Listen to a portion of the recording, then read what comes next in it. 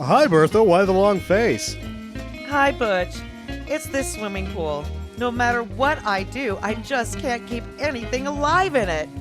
My children and husband died in it the first week we got it. Then I tried putting sharks in it, babies in it, mutant killer fungus. Everything dies.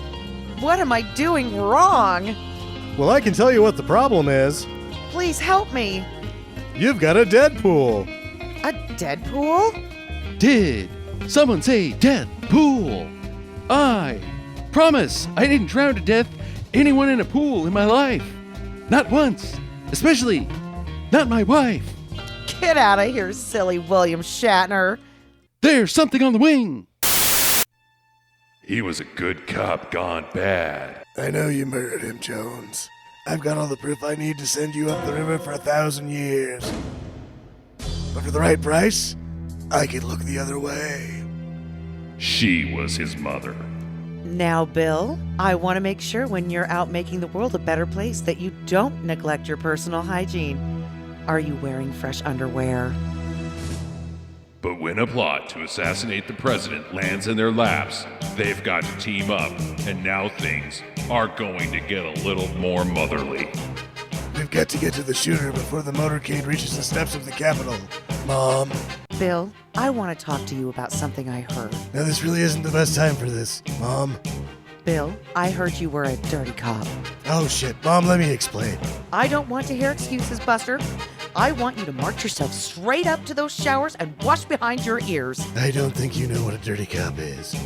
It's the movie that only has one punchline, but it never stops beating it over your head. They've got assault rifles. I guess I can't pry my way out of this one. We gotta take them down. Honey, I know it's hard to hear, but I need you to make sure you're washing your genitals properly. Mom, not now. If not now, then when, Bill? Since your father and I chose to forgo a circumcision, you need to make sure you don't have any extra secretions from under your extra foreskin. Jesus Christ. Hey, you never know when you're going to meet a nice Protestant woman, and you don't want her first impression to be of your bad, smelly penis. Dirty Cop, Clean Nose, in theaters for less than a week. The terrorists are headed to New York, and they've got their hands on a dirty bomb. Oh, well, let me just stop by the house and we'll get the Windex and the Comet. Oh, Mom. Stinker Madness. Stinker Madness. Stinker Madness. We got the Stinker Madness. Hello and welcome to Stinker Madness. This is the podcast about bad movies for bad movies. Wait, I think I fucked that one up. It's about bad podcast intros. I'm your host, Justin. As always, with me are Sam and Jackie, my two favorite bad movie fans. This week on Stinker Madness, we are off of the superheroes, and Sam is bringing us the first Clint Eastwood here. You got good movies, and then you got shit movies. Like, all that monkey business in the 80s. I mean the actual monkey business. Any which way you can, any which way but loose. The business of monkeys. Those were great movies. That was an orangutan, sir. An orangutan. All right, fine. Yeah. Chimpanzee or monkey business. I believe ape business, whatever. It's pronounced orangutan. Okay. And then you got Bronco Billy, which sucks. And then all those, there's only one good one with Adrienne Barbeau, but there was like 3 ones that stink with her. So, man, I don't know. First, Clint Eastwood, maybe there'll be more. Well, I would, in my opinion, having seen a lot of his movies, I think the only Stinker Madness worthy are this one and Firefox. Even though Firefox made a boatload of cash, but it was stupid. Yeah, I forgot about that one. Hey, speaking of stupid movies, we don't have any streaming do's and don'ts because we didn't watch any, so sorry. But I've got a replacement. Oh, do you? It's a new segment that's kind of an old segment that we should have had this entire goddamn podcast. It's called You're Wrong, Idiot. Oh, wow, boy. This sounds really like uplifting and really going to be a team builder for all of us. All right, we'll see. we're going to talk about just one movie. I've got some corrections, and we'll see how many of us were idiots during this. Okay. For Superman 4, we mentioned a scene where I will set this. Clark, the Fortress of Solitude. Whether the Fortress of Solitude exists or not in the film, or if the scene at the Fortress of Solitude takes place within his mind. You guys remember discussing this at all? Yes, I do. Okay, and you guys said that there was a shot of him flying there. And I said that it all took place in his mind and that he never flew there. Okay. I went back and watched it. Sure. And what happens okay. is Clark looks out the window deep in thought at the Daily Bugle. He's deep in thought, staring out the window. Then there's about 2.5 frames of him flying. Yeah. It is so goddamn fast. Yeah, it's super fast, but it's there. I seriously looked down, I think, to write a note, and then looked back up, and he was at the Fortress of Solitude, and I'm like, this is all in his mind. So you can see how I could get confused. Sure. However, I still have a further argument. Oh? What if him flying there is also part of his mind? Like, what if it's memory? Like, I once went to the Fortress of Solitude. I think you're just trying to fight for yourself on this one, and you are wrong, sir. I am the idiot in this one. Oh, yeah. See, I was like, I think that I know how to play this game. You're wrong, idiot. You're wrong, idiot. I am the wrong idiot. I just think that it was really bad filmmaking with him.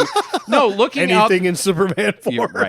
Right. Even further, like, just, dude, you can't have a shot of a guy looking out the window deep in thought for 5 seconds and then 2 frames of him doing something and then expect the audience to be like, this is happening. The next one. Sure. Superman 4 again. The pile of cash on Lex Luthor's desk. Do you guys remember that scene? Yes. Yeah. In the podcast, Sam argued that it was more than $1 million. I argued that it was about $600,000. Sure. Okay? Does you want to change anything here? No, I think it's more than $1 million. Okay. So I've got some numbers here. $1 million in $100 bills occupies 39.8 cubic feet, which would mean that pile of cash would occupy a space 13.2 by 13.2 by 13.2 in width, length, and height. It does not. 39 cubic feet. You're saying 13.2 times 13.2 is 39? Width time length times height. 13 times 13 times 13.2. No, that's 13. You're wrong, idiot. Oh my god, I might have fucked that up. So what's 39 cubic feet? It's about what was on Lex Luthor's fucking desk. All right. Let's do the math here. 27 cubic feet is a yard of concrete. I know that because I used to do concrete. It's not that much. Like, a yard isn't 27 cubic. A yard isn't that much. Like, it might not be $1 million. You might be closer because it looked like it was about a yard of dollars. So you do 30 on my calculator. 39 divided by 3. By 3. 13.2. See, here's the problem. You don't know how to do math at all, so you shouldn't do You're wrong, idiot, with volumetrics, because you don't even know what a fraction is. Yeah, you're correct. You're wrong, idiot. I am wrong, idiot, again, about that. However, I thought it was interesting. Sure. That we never argued this. It would work in no matter what situation if it was $1,000 bills. Coincidentally, the $1,000 bill, they stopped making it in 1969. That's what I thought. I thought it was a lot more recent than that, but hey, what do I know? Did they still make the 500? No, 100's the highest. Yeah. Yeah. Small currency. Superman 4, third one. Did it make money? You still say that it did. And I have an argument for why you say it does. Well, I mean, it's canon. They misreported everything, right? Yeah, right. Who's to say how much anything cost or the made? misreporting may be misreporting, because there's 2 resources that I found that have fairly accurate numbers that if you look at the math and the history behind them, look right. Then if you just Google Superman 4 box office, it's this 37 number that comes out of nowhere. Yeah. And there's no source behind it. It's just, where did you get that number, Google? And I can't find that number anywhere else except for that spot. Now, well, I do have some reliable information on the budget where it's saying 17. There's no question about the budget. Okay. So the most reliable source I can find about it is from Box Office Mojo, that it grossed $15.6 million in the theaters. It did not have an international release. So that's it. That's what it took in the theaters. Now, the marketing budget average in 1980, according to the same resource, was 4.3. Now, this was 1987, but we're going through, it's not the same as it was now. So sure. Let's say a little bit over 4 for the marketing budget, which puts it at 21. The fun thing, you argued that VCR sales would more than make up for enough. Now, the cost of a VCR in 1987, anybody want to take a guess? $150. About. It started at $300. Oh. Which in today's money is $628. You said in 1987 your family had a VCR. I refuse to believe that at $628. No, we had a VCR. It was one of those top loaders. It was a Christmas present for our grandparents. $628. That's starting price. That's your average, too. I mean, it's not average. That's the starting price. Huh. I think you're overestimating the 80s. I bet it was more like 90. I know that at 7 years old, we had a VCR. Okay. I still remember renting the VCR from like Albertsons. Oh, yeah. I remember you used to be able to rent VCRs too. So let me get to further on that. Now, the fun thing is that in January 15th of 1987, the New York Times had an article about the VHS rental market. Sure. Top Gun came out in 86. It was the biggest movie ever, right? And it was the first movie on VHS to cost less than $80 brand new. $80. That was the cost of a VHS tape before Top Gun. It was the very first one at $26.95. It was the lowest introductory price ever, and it sold a fucking shitload. Well, that's also, you have to take in that the way that they used to sort of hide the money is that the rental store was forced to buy X amount of copies at a very inflated price. Correct. Top Gun was released at $26.95 and sold 2.9 million cassettes. It's a fair amount. $53 million if you account for margin. And there was a huge marketing campaign with it that they teamed up with Diet Pepsi. So they spent a lot of money just to make that money. At that point in time, HBO Canon Video was spending over $1 million on everything from book covers to television commercials for the $79.95 Back to School VHS, which was number 4 at the 1986 box office. Number 4 year-round. Back to School. Superman 4, nowhere close to that. It was like $250 for 1987. These guys are spending $1 million just in marketing to sell something that's $79.95. It sold 250,000 cassettes. There is no way that Superman 4 made that type of cash. Here's the last fun thing. All of it's moot because it didn't get released on VHS until 1992. So it didn't make any money. Well, and at that point, Warner Brothers owned it. So no, the proof is in the pudding. You're wrong, idiot. Huh. I just want you to know that you are wrong, and I have evidence to back it up rather than just a simple Google search. So, meh. Oh, but you were wrong too out of those I was wrong 3 twice, times. and I'm a big enough man to admit it. Okay. Way to go. I think you got Sam's goat. Yep. No, it's still over here. Oh, well, it has a nice beard. Do you admit defeat on Superman 4 making money? Sure. I was just going off what fucking Wikipedia said. Yeah, can't Well, do it. there's your first clue. Sam, it's your pick this week. What did you bring on the wild card? The Superpower. Okay. All right. All right. I like this game. And Clint Eastwood honorarium, and that he wasn't brave enough to make Dirty Harry 6. He just called it Gran Torino when Gran Torino is quite actually Dirty Harry 6. Hey, kids, get off my lawn. Yeah. He's not Dirty Harry. He's some other guy who's just like him. Mm-hmm. Well, this would, if he had a superpower, it's you age in every way except for osteoporosis goes backwards. So everything else is aging just normally, but your bones actually get stronger the older you get. Okay. So all right. You're like old as fuck, but you're still tough as shit. Reverse Not like osteoporosis. super strong, like you're still normal strength, But you could fall down and not break a hip at this point. You cannot break bones, essentially. And the older, now it doesn't peak. Like if you're 150, your bones are stronger than when you were at 140. yes. Okay. So the longer you live, period. Provided the rest of you doesn't give out. How strong are your bones at the age of 70? Well, considering your bones are about as strong as they're ever going to get when you're like 26 or something like that. Okay. Let's assume that. Could be 40, who knows. At 70, you're probably almost 3 times as strong as your bone strength is. All right. You're looking at probably having to get hit by a bus to break a finger. Okay. Hit by a bus at 70. Now, However, that will rip all of your skin off and you'll bleed to death. Sure. How about 100? At 100, I don't know if you could break my arm with a hammer. It will cause a bruise, hemorrhaging, all of that. But the bone itself, rock solid. Okay. Now, does this also apply to cartilage? Nope. Okay. Just bones.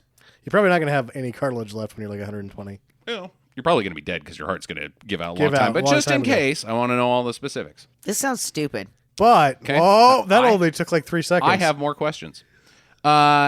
Is it Benjamin Buttonitis? When you're a baby, are you super freaking pussy? Nope. Okay, you're just normal kid. Instead of bone density bone density falling off at whatever age that happens, you just get... Just keeps going. You just keep getting stronger bones the whole time. There is only benefits to this thing. Now, do the bones include your teeth? I think your teeth are bones, yeah. Yeah, I'm pretty sure they're bones. I've been wondering that a lot lately. Are they just exposed bones? Because everybody makes a big fuss about teeth. Are they just bones? That's what I think. I kind of think they're just bones. Well, they're attached to your skull like that. Right. But the only thing I would say would suck about this is that, if you don't get the cartilage. The video cassette cartridge. Cartridge. They didn't have those in 1987, Jackie. None! But if you don't get the cartilage to go with your bones, then that kind of sucks. Because, what's the point of having really awesome bones if you can't bend over and pick something up because your joints are gone? Right. So I think that we should include the joint. It's his power. You can't railroad his power. No, it's just the bones. This is fine. I guess you would have a really awesome smile when you were old. Yeah, that's true. Well, not necessarily because the bone's strong, but the enamel could be shitty, and you could still have grody, nasty yellow teeth like the British. They're so strong at that point, you could actually just spray bleach on them, provided that that's a good point. Your tongue is your taste. But if you've been eating so much hot sauce, you can't taste anymore. Just paint them with the paint, and then get a nice little buzz and break into a liquor store. You never know. This sounds like a lifelong plan. What if you were in one of those Spider-Man situations where you're escorting people through the sewers and suddenly there's an earthquake and the top falls in and you catch it and just lock all your joints and you're not going to get crushed because your bones are that fucking strong? Could you lock your joints and keep up I don't know. Everybody get out while I hold it. I guess if you could, that's sort of mastering balance at the same time. And when you're old, you don't have good balance. It's a real big thing that you're holding. Can you hold a big thing just by locking your joints and it's not going to squish you when it would squish a normal person? Probably. Okay. All right. So there's that. It's about all I got other than the whole no broken bone thing, which I've never broken a bone and I'm fucking old as shit. So I've never broken a bone either. Yeah. I thought you broke your ribs. That's right. I fucking broke a rib that one time falling in the ice. Yeah. Okay. So that wouldn't have happened, which wasn't that big of a deal. Do you have a benefit that we're not thinking of? Well, if some kids come around and they're bothering you, you can punch them right in the fucking face. They're on your lawn. Yeah. They're looking at your Gran Torino, and you don't like the look of their jib. What are you going to do about that old man? And you punch him right in the face, and they're like, holy shit, that old man punched me right in the face. I got to take back America. That's what he said. Yeah. Oh. From these rednecks and Mexicans. I'm riding both sides of the fence in this commercial, damn it. Also, football's great. That's what he said, basically. Yeah, you could punch people. Not harder than you could punch now, but it's just not going to hurt your hand. Well, you could also clothesline somebody pretty good. Oh, yeah, the clothesline. That's a good point. It's going to hurt your arm and your muscle. Yes, had you been an athlete, you would have experienced a much longer career. That's true, but you would have to have that ability first. Yes. It's not the bones that's keeping me out of the fucking pros, Sam. Sure, it's the lack of talent. Yeah. Kickoff returns, you just run right fucking into the other guy. Oh, yeah. Do it for 30 years. Fuck it. Well, but what happens if you break a bone? You wouldn't. Why would you break a bone? Well, what happens if in an extreme circumstance... Okay, a planet falls on you. Yeah, you're 100 years old and your leg breaks and it's kind of hanging out there. Is this bone strength thing going to fuck up your chances of getting your leg reset? No. Okay. It's not real useful, but there's not a whole... There's until zero you're negatives. 70 and you fall in the shower. Then yeah. But you still get a big bruise that probably hemorrhages and you die anyway. You could die from a heart attack at 50 before that and never get to experience that. So there's no negatives, but no real yowzers. Yeah. Other than boxing, it doesn't really Yeah, but you still would punch like a pussy if you're a pussy. And get punched in the face just as well. You could get concussed. Yeah. But it wouldn't break any of your face. Your snoot's made of cartilage. Yeah. So You gotta broken keep nose. that one guarded. Yeah. And everybody knows the now that broken we nose is the bone part, not the cartilage. Yeah. Okay. And we all know now that from having watched Punisher Warzone, that if you're a cokehead and you get punched in the face, It goes right through it. yeah. Right through it. Yeah. Which wouldn't happen if you had this. You could rupture your eyeball. That would be a bummer. It could. This fist isn't that small. No, just the impact. You can shatter it. There's all sorts of things. Concussions. It's not going to save any of that. No. Nope. So I'm going to give Not it. going to break your jaw. I think because there's no negative and there's some benefit, I'm going to break it right down the middle and just go 5. I'm going 3. It's just not interesting. It's not interesting. What about but, the party? Like you could crack walnuts with your elbow. No, that's still Yeah, stupid. I It would wouldn't do still it. hurt. Yeah, it still hurt. So, yeah. Bleh. Interesting idea, though, Sam. It's the opposite of Mr. Bones from, what's that fucking M. Night Shyamalan piece of shit? The Glass Man. Yeah, the from Glass Man. Unbreakable. Unbreakable. That shit was fucking God stupid. damn it, that's a terrible ass movie. Have I ever been sick? Look at me. Have I ever been sick? Why are you asking your wife? You would probably know. How do you I'm 43 years old and I just realized I'm a superhero. Oh yeah? What are you going to do? I'm going to pick up a guy who will break instantaneously over my head and drop him. Child could beat up. Oh God. And oh boy. Yeah, don't. That shit was awful. Don't get me started. Okay, Sam, tell us about Deadpool. The Deadpool, not Deadpool, the guy in the red underwear and the sword. Who's quite popular. All right. Dirty Harry in the Deadpool with him would probably not break even. Dirty Harry Calahan. Dirty Harry in the Deadpool was made in 1988. The Malpaiso Company, which would eventually become Malpaso Productions. You're a Malpaiso. And my favorite I think it's pizzeria. Malpaso, actually. Oh, Malpaso's a little bit less offensive than, hey, you're a Malpaiso. Yeah. Sounds offensive, right? Okay, guess not. Well, it was started by Clint Eastwood's financial advisor, Irving Leonard, in 1967, who would tragically die in 1969. Was it really tragic? Yes. Okay. It's always tragic. It was really sudden at the end. Doesn't matter how he does it. He's dying. gone forever. He'd been dying. And it's a sad thing. He'd been dying for months. Yeah, but the end, the very last point was very sudden. Well, I mean, tragedy is in the eye of the beholder. Okay. The guy he owed $20, tragedy. His ex-wife, not so much. Yeah. Well, it was named after a creek that Eastwood grew up in near Carmel by the Sea. Oh, yeah. He shot a lot of shit in Carmel, didn't Dirty Harry's made in Frisco. he? Yeah. Well, So, I right think up the road. All those Adrian Barbeau movies that I was talking about were shot in Carmel, and I think he owns a house there. Wasn't he the mayor of Carmel? Something like that, yeah. It means bad step or bad crossing. Carmel does? Yeah, no, Malpaiso. Don't call me that! Well, it means bad step or bad crossing. Eastwood's agent had warned him it would be a bad step for his career to star in the Dollars trilogy. Mm-hmm. Thus, Eastwood thought it would be a perfect name for the company, financed by his share of the returns in said trilogy. Very clever. In the commentary for the original Dirty Harry, Eastwood revealed that Warner let him have one of the small corner lots, and that the only stipulation was the second that one of his movies lost money, he was gone, fired by Warner Brothers. The other end of the agreement was that he would be able to operate with virtually no oversight in said corner. Eventually, some of his films would fail to break even at the box office, and though it would be hard to determine if any lost money, his penchant for bringing a film in on time and on budget, if not shorter or if not faster and under the budget, which is the case with a lot of times, he actually just finished things 3 weeks soon, and it didn't cost but 75% of what he thought. That would lead them to just, go ahead and leave that Eastwood guy in the corner. Eventually, that corner would produce several masterpieces. The Deadpool was not one of them. The original Dirty Harry was a sensation. I have continually stated that it may have been the best picture had it not been released as the same year as The French Connection. The critical acclaim for the series would deteriorate as the series would progress. The fourth film, Sudden Impact, was the top earner of the series, yet it was lambasted in most reviews. The odd thing about Eastwood is how much he cares about what people think. Various elements of the series were added by fan mail suggestions, and the harsh treatment by film critics tended to really bother him. The culmination of this is Dirty Harry and the Deadpool. The film is so reactionary that at one point, the murderer kills a film critic. Okay.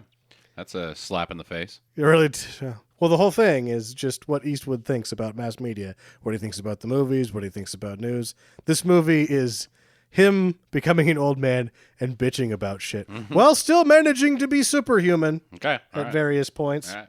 Though every Malpaso film is an Eastwood film, he, in many cases, defers heavy duties to longtime collaborators. In this case, the film was directed by his longtime stuntman, Buddy Van Horn, and the writing duties are shared, but include Dirk Pearson and Sandy Shaw, who don't really write movies so much as they practiced the pseudoscience of life extension. That sounds like a really crappy hair extension that you pawn off on New Age hippies. On their life? Yeah, on their life. It's the Bosley for your life. That's right. Are you tired? Do you need a life extension? I look in the mirror and I'm losing more life. Bosley, help me. I liked it so much I bought the company. And then Bosley, he cuts some life off your ass and sticks it on your head. Bosley. That's basically what Tyler Durden did. He sold the ladies their own fat asses back to him. Kinda, but he didn't tell them they were going to live longer. Yeah, Just like, this will make you smell less. Here, this is some nice soap that's made of you. That's made of human meat. Human meat. The film that results is one that takes $37 million against a $31 million budget. The other films doubled or tripled their original costs. Liam Neeson had been around, but this film represents probably the turning point in his career. This is the highest he had been billed to this point with second billing. Yeah, his second appearance on Stinker Madness, sort of. Sort of, because he was in the Delta Force. Sort of. Kind of. Kind of. We did talk about Darkman for a long time, so. We did talk about, yeah. Which is after this. Like, this is really kind of where things happen for him. Yeah, I can see it. Patricia Clarkson would also have her career take off, although this is only her second movie. She would eventually hit the big time, winning the Saturn Award for The Green Mile. And playing the lady that either does or doesn't marry Fraser Crane in the series I gave up on well before that did or didn't happen. You've seen her a million times. The nanny? No. She's the grumpy lady that's married to Fraser. She marries Fraser? No, I thought you were talking about Fraser's ex-wife. No. Lilith. Not Lilith. That's... Are you talking about the dad's nurse? Nope. She marries Niles. Yeah. So even though I gave up on Fraser, I probably... Roz? That's who marries Niles, yeah. No, Roz. No. Roz is the co-host. Yes. Nope. There's only 4 people in Frasier. No, later on in the series, after you guys gave up on it, so did I. You mean after everybody else gave up on it? Yeah, I mean, he gets married or doesn't. Huh. He has a girlfriend that is Patricia Clarkson, who you've seen before. If anybody's made it that far in Frasier ever, tell us and we'll say nice. And I'll quit reading it before I get to the end of it, even if it's one sentence. Oh, I couldn't find out what happened because that sentence was too boring. Yeah, no shit. Sorry, Frasier's 7th season and on. There was more than 3. Yeah, exactly. Well, it's time for keep an eye out for Jim Carrey. All right. Oh, yes, that's right. He is in this. Yeah, for a very short time. Guns N' Roses. Oh, no way. Yes. Oh, brother. Guns N' Roses I is hope in they this have movie. the hat. What year was this? 88. 88. This is right after Appetite for Destruction. Yes. Damn. All right. And the introduction of karate to the franchise. Oh, wait, That ought to be awesome. All right. I don't think the movie's streaming anywhere. It's basically in every video store ever. It is on because the first 4 are on a combo pack. Yeah, the first 4 are, and the Deadpool is not. Because it stinks. Yeah. Because it was a dead end. There's a lot of come on. That was better than yeah. your joke. There's a lot of people, even though this is sort of, I think it's terrible. A lot of people like really stick up for his opinions in it. Like, oh, it's a very good critique. You just don't know what you're talking about. To the point that I think this has got like it's a split decision on Rotten Tomatoes. It's got a 63 user rating on IMDb. Yeah, or I think 6.3. Got like a 50 or a 52 on Rotten Tomatoes. This thing is a split decision. People either like it or don't. I think it's incredibly stupid. However, in the 80s, we could only trust one resource, and that was the critics because there was no internet. So And it's got a 47 on Metacritic. And the Weekly World News. And a Bad boy discovered in cave. We told that joke last week. You're just telling my old jokes. You're making fun of my new jokes, but it seems like next week you're going to be like, Mel Paso is really offensive, and I'm going to start calling you guys that. Mel Piso? How dare you? He took your joke already. My pizza? What? One more time, Sam. Son of a bitch. That is offensive to my people. Is it old El Paso that's the salsa you're not supposed to eat? Why aren't you supposed to eat it? It's delicious. Cookie, get the rope. Because the paste picante sauce isn't made in New York City. New York City! Anyway. I would not dispute someone that says that Sudden Impact is the worst of the bunch, but I think this one is. Sudden Impact is really bad. I have only seen 1 through 3, so I can't judge either of them. Jackie, have you ever seen the Deadpool? I've never seen any of the Dirty Harry movies. All right, the first 3 are pretty good. As I said, Sudden Impact made like $67 million. It made a lot of money, but it got raked over the coals. And he brought Sandra Locke in for that one, so it's like he's in there with his life partner. He's making the movie he wants to, and people hate it. Okay. As I said, go to the local videotape store and get it, and then come back to us on Monday where we will talk about the Deadpool, and then you can listen to us talk about it, and we'll have a good time. So will you. So good times. There's a with lot of your other life cameos. Extension Force. You're still talking about it. Shut up, Sam. We're going to do that on Monday. We're going to talk about it on Monday. Dirty Harry. Shut it. If you see his gun's so big. Which one? All right, get to the chopper. Fans of Stinker Madness, iTunes thinks you don't like us. What? How is that possible? Well, it's because you haven't given us a review yet. Go to Stinker Madness on iTunes and take just a couple seconds to rate and review us there. While you're at it, hit up Stitcher.com as well. Be sure to follow us on Facebook and Twitter @/Stinker Madness and email us at talk@stinkermadness.com. We'd love to hear from you. Thanks for listening, and get to the chopper. Honey, I know it's hard to hear, but I need to make sure that you're washing your genitals properly. Mom, my genital property is fine. How are things now that the lawnmower has decided to get turned on? Hold on. Podcasting with the window open. We're in the middle of recording Lawnmower Man live from the basement. Hey, there's some teenager with his shirt off. Ooh, hot stuff. Gonna pass on that one. He's got like a quarter of an acre to mow his lawn. He's got like 50 square feet. Gotta take the shirt off. You never know what ladies might be lurking. It's also only like 65 degrees outside. Yeah. No, it's warmer than that. But anyways. 67 degrees. Second, you're wrong, idiot. The Hey, the sink's here. Yeah, it's got to be the faucet.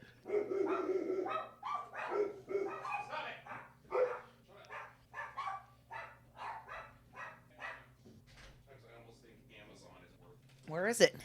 We're not going to open it up right now. We're doing this. Did you bring it in? Yes. No, I left it out there. He threw it at the kid with no shirt on. Yeah. My faucet! Jesus. Well, he's not part of this podcast. I thought I had a third one. Oh. You're wrong, idiot. You're wrong. That's you. You're an idiot. Okay.